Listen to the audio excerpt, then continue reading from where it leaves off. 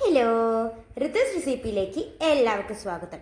ഇത് ഞാൻ ഉണ്ടാക്കാൻ പോകുന്ന ചായക്കടയാണ്. അതായത് ബോണ്ടൻ്റെ റെസിപ്പി ആയിട്ടാണ് ഞാൻ വന്നിരിക്കുന്നത്.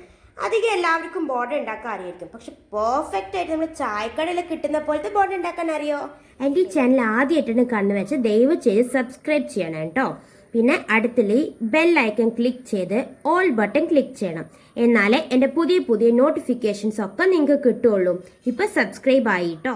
ആദ്യം തന്നെ നമുക്ക് ചൂട് ഫ്രൈങ് പാനിലേക്ക് നമ്മൾ അല്പം വെളിച്ചെണ്ണ ഒഴിച്ച് കൊടുക്കുന്നുണ്ട്. വെളിച്ചെണ്ണ ചൂടായി വരുമ്പോഴേ നമ്മൾ അല്പം കടുക് ആണ് ഇതിലേക്ക് ഇട്ട് കൊടുക്കുന്നത്. കടുകിന് പകരം ജീരകം ഇട്ടിട്ടും ഞാൻ കണ്ടിട്ടുണ്ട്. ഏതായാലും എനിക്ക് കടുകാണ് ഇഷ്ടം തോന്നിയത്, അപ്പം ഞാൻ കടുക് ഇട്ട് കൊടുക്കുന്നുണ്ട്.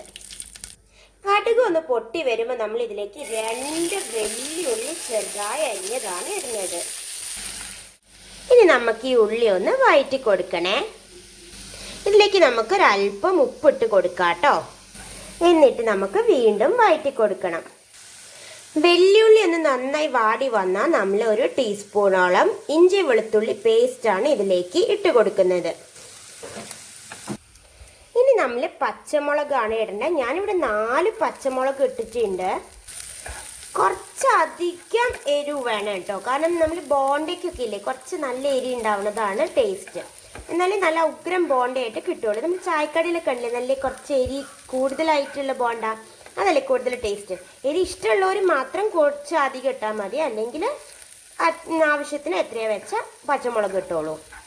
ഒപ്പം തന്നെ കറിവേപ്പിൻ്റെ ഇലയും കൂടി ഇതിലേക്ക് ഇട്ട് കൊടുക്കുന്നുണ്ട്.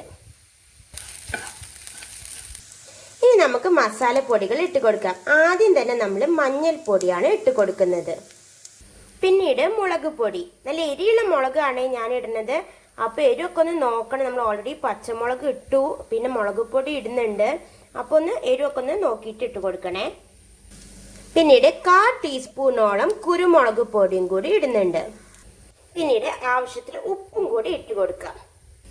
ഒപ്പം തന്നെ ഒരു നുള്ള് മല്ലിപ്പൊടി കേട്ടോ, നുള്ള് കുറച്ച് മതിയേ. എല്ലാം കൂടി വഴറ്റി ഇതാ ഈ ഒരു പരിവായിട്ടുണ്ട്. ഇതിപ്പോൾ ഇത്രയും മതിയാവും. ഇനി നമ്മൾ ഇതിലേക്ക് ഉരുളക്കിഴങ്ങാണ് ഇട്ട് കൊടുക്കുന്നത്. അതായത് നമ്മളൊന്ന് കുക്ക് ചെയ്തൊന്ന് വേവിച്ച് ഒന്ന് തോലൊക്കെ കളഞ്ഞ് ഒന്ന് ജസ്റ്റ് കൈ കൊണ്ടൊന്ന് ഉടച്ച് കൊടുത്ത് ഉരുളക്കിഴങ്ങാണ് ഇനി നമ്മൾ ഇതിലേക്ക് ഇടാൻ പോകുന്നത്. ആക്ച്വലി ഞാൻ ഈ ഉരുളക്കിഴങ്ങ് വേവിച്ചപ്പോൾ വലിയ ഉപ്പ് ഇട്ടിട്ടുണ്ടായിരുന്നില്ല, അതുകൊണ്ടാണ് ഞാൻ ആദ്യം അത്രയും ഉപ്പിട്ടത്. നിങ്ങൾക്ക് വേണമെങ്കിൽ ഉരുളക്കിഴങ്ങ് വേവിക്കുമ്പോൾ തന്നെ അതിൽ ഉപ്പിട്ട് കൊടുക്കുകയാണെങ്കിൽ, നമ്മൾ നേരത്തെ ഇട്ടില്ലേ ഉപ്പ്, അത് വരുന്നില്ല. പിന്നെ നമ്മൾ ഫുൾ മസാല കുക്ക് ചെയ്ത് കഴിഞ്ഞിട്ട് ടേസ്റ്റ് നോക്കുമ്പോൾ ഉപ്പ് കുറവുണ്ടെങ്കിൽ അപ്പം ആഡ് ചെയ്ത് കൊടുത്താലും മതിയാവും. ഇനി നമുക്കിതെല്ലാം കൂടി നന്നായി ഒന്ന് യോജിപ്പിച്ചെടുക്കണം കേട്ടോ. ഇതിപ്പോൾ ഇത്രയും മതി. ഇനി നമുക്ക് ഫ്ലെയിം ഓഫ് ചെയ്യാം. പിന്നെ ഈ സമയത്ത് ഇല്ലേ ഉപ്പോ മുളകോ എന്തെങ്കിലും കുറവുണ്ടെങ്കിൽ നമുക്കൊന്ന് ആഡ് ചെയ്ത് കൊടുക്കാം. ഇനി നമുക്ക് ഈ മസാല കുറച്ച് റെസ്റ്റ് ചെയ്യാൻ വെക്കാം. നമ്മൾ ചൂടൊന്നാറിന് വരെ ഒന്ന് വെയിറ്റ് ചെയ്യാം കേട്ടോ. ഇതിനില്ലേ നമ്മൾ ഈ മസാല ഉണ്ടാക്കുമ്പോൾ ഇല്ലേ നമ്മൾ ഉരുളക്കിഴങ്ങ് നന്നായി ഉടച്ചു കൊടുക്കണേ. അല്ലെങ്കിൽ എന്താണെന്നറിയാം, നമ്മൾ ഉരുളക്കിഴങ്ങ് ഒരു പച്ച ടേസ്റ്റ് വരും, പച്ചച്ചോയ വരും. അപ്പോൾ നമ്മൾ ഈ ബോണ്ടയ്ക്ക് തീരെ ടേസ്റ്റ് ഉണ്ടാവില്ല. അതുകൊണ്ട് നന്നായി ഉടച്ചു കൊടുക്കണം, മറന്നു പോകരുത് കേട്ടോ. ഇനി നമ്മൾ ബാറ്റർ ഉണ്ടാക്കാനായിട്ട് ഇതാ ഇവിടെ 1 കപ്പ് അളവിൽ നമ്മൾ കടലപ്പൊടി എടുത്തിട്ടുണ്ട്. ഇനി ഇതിലേക്ക് 2 ടീസ്പൂൺ അളവിൽ അരിപ്പൊടി ഇട്ട് കൊടുക്കുന്നുണ്ട്. ഇനി ഇതിലേക്ക് ആവശ്യത്തിന് ഉപ്പ് ഇട്ട് കൊടുക്കാം. ഒപ്പം തന്നെ ഒരു പിഞ്ച് കായം കൂടി ഇടുന്നുണ്ട്.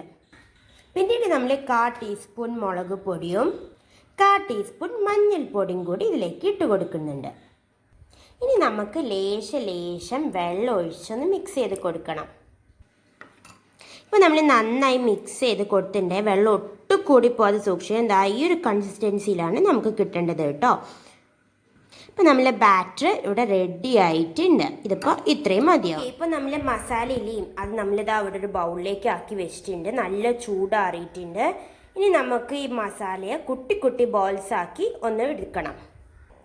ഇനി നമ്മൾ ഈ മസാല ബോൾസ് ഇല്ലേ നമ്മൾ ബോളാക്കി വെച്ചിട്ടുണ്ട്. ഇനി ഇത് ഓരോന്നെടുത്ത് നമ്മൾ ഉണ്ടാക്കി വെച്ച ബാറ്ററിയിലേ അതിൽ മുക്കിയെടുക്കണം. എന്നിട്ട് ചൂട് വെളിച്ചെണ്ണയിലിട്ട് ഇനി പൊരിച്ചെടുക്കണം കേട്ടോ.